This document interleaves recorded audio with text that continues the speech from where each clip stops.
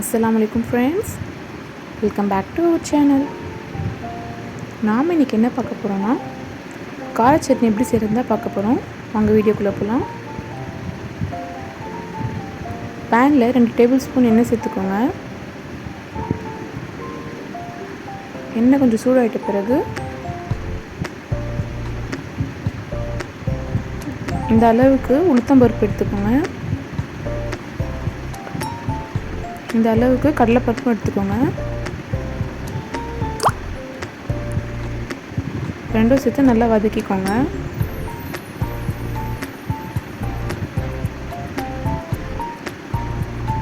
மூணு காஞ்ச மிளகாய் சேர்த்துக்கோங்க. சேர்த்து நல்லா வதக்கிக்கோங்க. 3 பல்லு பூண்டு அது கூட சேர்த்துக்கோங்க.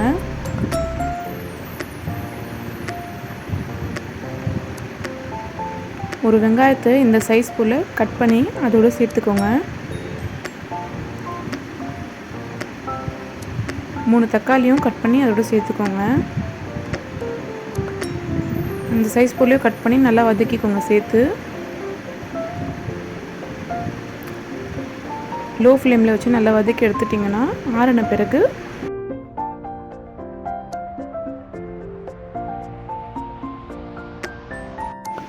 மிக்ஸி ஜாருக்கு மாற்றி அதோடு கொஞ்சமாக வெல்லம் சேர்த்து அரைச்சிக்கோங்க. ஒன்றும் பாதியாக அரைக்கும் போது கொஞ்சமாக உப்பு சேர்த்து அதோட ஃபைன் பேஸ்ட்டாக அரைச்சிக்கோங்க. ஒரு பேனில் கொஞ்சமாக எண்ணெய் சேர்த்து எண்ணெய் சூடாயிட்ட பிறகு கொஞ்சமாக கடுகு கருவேப்பிலை சேர்த்து தாளிப்புக்காக தாளித்து வச்சுக்கோங்க. அரைச்சி வச்சுருக்க சட்னி கூட இந்த தாளிப்பு ஆட் பண்ணிக்கோங்க. அவ்வளோதாங்க, நம்மளுடைய சுவையான கார சட்னி ரெடி. கண்டிப்பாக நீங்கள் வீட்டில் ட்ரை பண்ணி பாருங்கள். இட்லி தோசைக்கு டேஸ்ட்டாக இருக்கும். கண்டிப்பாக ட்ரை பண்ணி பாருங்கள். உங்களுக்கு இந்த வீடியோ பிடிச்சிருந்தா மறக்காமல் லைக் பண்ணுங்கள், கமெண்ட் பண்ணுங்கள், ஷேர் பண்ணுங்கள், சப்ஸ்கிரைப் பண்ணுங்கள்.